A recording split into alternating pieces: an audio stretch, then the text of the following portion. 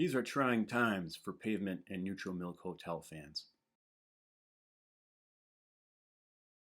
Pitchfork, the online music magazine, recently revised its best songs of the 1990s listicle, which was originally written in 2010 and had crowned Gold Sounds by Pavement. I'm not sure Gold Sounds is in my top 10 Pavement songs, although after the top 5 it's pretty much arbitrary list at that point. Anyway, this week, Gold Sounds dropped 40 places and was replaced at the top by Mariah Carey's Fantasy. Neutral Milk Hotel failed to place at all. Okay, see, those words didn't make the camera break or the earth shatter or anything. Anyway, so a lot of indie rock fans were up in arms. Many of the claimants were in leveling criticisms that Pitchfork was turning into Rolling Stone when Pitchfork was originally the antidote to Rolling Stone, but they sort of betrayed a secret desire that Pitchfork would do as Jan Wenner would do and create a canon and build a statue to 90s indie rock. And they'd already turned on Pitchfork anyway. The creep of pop and mainstream rap into Pitchfork's coverage over the past few years has been received by these guys like a knife in the back. So now they're like these fops who say, the Oscars suck and the Grammys suck, and then still rage tweet when their horses don't win. Like, I thought you didn't care. I foolishly left a comment on Reddit. I dryly proposed that Pavement's lower ranking was due to changing tastes. And, in 2010, when they were put on top of the list, indie rock had kind of won that decade. It was finally validated. Kanye West put Bon Iver on his album that came out that year. And so, Pavement was anointed Slacker King. But 12 years is a long time in popular music. In 2022, it's not unreasonable that tastes have changed and Pavement's influence has waned. It's a total milquetoast comment by me. I thought it was so uncontroversial and said so little that I was not even going to post it. Of course, I got downvoted to hell. Most downvotes I've received for a comment since I opined that 10 Years Gone by Led Zeppelin was hippy dippy. One Redditor responded to me to say that he didn't think that changing tastes and current relevance should be important criteria. All that mattered was this highly subjective notion of good music. Mariah's not good music. Another one responded to me that the idea of an artist growing or receding in influence is a principle without merit. I can't help you. Now, of course, there are other things to consider. One of them is that Ryan Schreiber, Pitchfork's founder and its only editor-in-chief, sold up to Condé Nast in 2019, and he was replaced in the editorial chair by Pooja Patel.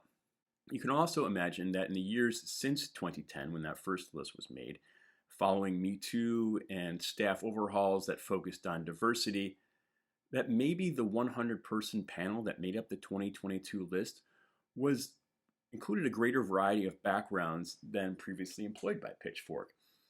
So, has Pitchfork changed? Certainly.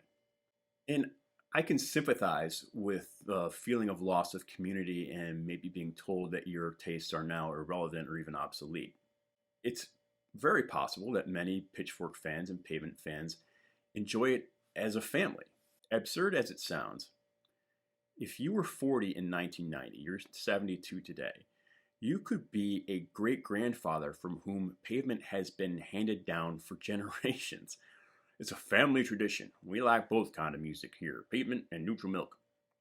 If you were reading Pitchfork in that first decade, let's say you're between the ages of 18 and 30, life moves pretty fast then, but you feel like you're on top of it. For the next 12 years after that, it's hard to keep up with cultural changes. You might even tune out for a full year or 3. The things you thought were uncool might get picked up by someone 10 years younger than you and then loved to death by people 15 to 20 years younger than you.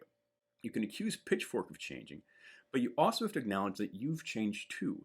Unless you were born into one of these Pavement families we've heard so much about, you didn't start off being into them.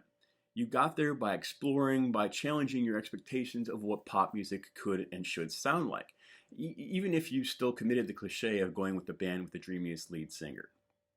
To arrive at Pavement, love the music, and then say, stop, this is the best, is a paradox.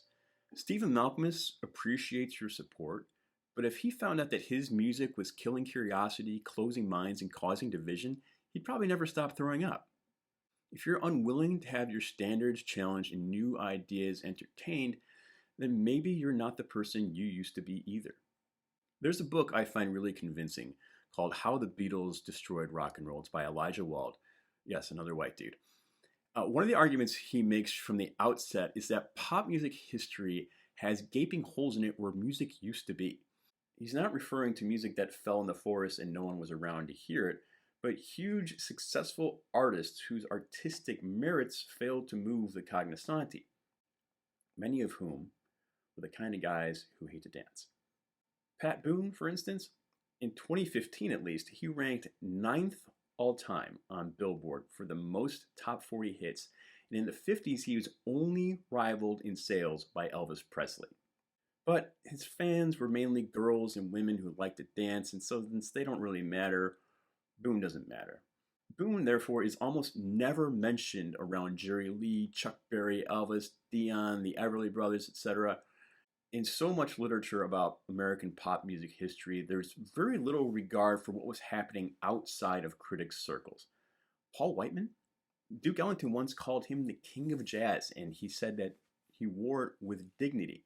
But Whiteman was written out because he wasn't Duke, because he wasn't Armstrong, because he wasn't Goodman, because he wasn't Glenn Miller or Gershwin. Paul Whiteman actually commissioned Gershwin to write Rhapsody in Blue, and that's all we ever hear about Whiteman nowadays. So this is what I think Pitchfork is doing. Maybe we shouldn't be a sanctuary for a certain kind of music. Maybe we should treat all music seriously, including the really popular stuff, so it doesn't suffer the same fate as Whiteman and Boone. Maybe then our history books won't be robbed of some pretty important context. But, I didn't look this up. I believe Pitchfork was named as a reference to finding the needle in the haystack. Maybe we've forgotten that hay has its uses too. Anyway, for the record, I have no particular love for Pitchfork. I thought Matt Ponpier was unfairly treated, and so they can get fucked. Anyway, rant over. I promise next episode will be about more new music. Comment, like, subscribe, yada, yada, yada. See you later.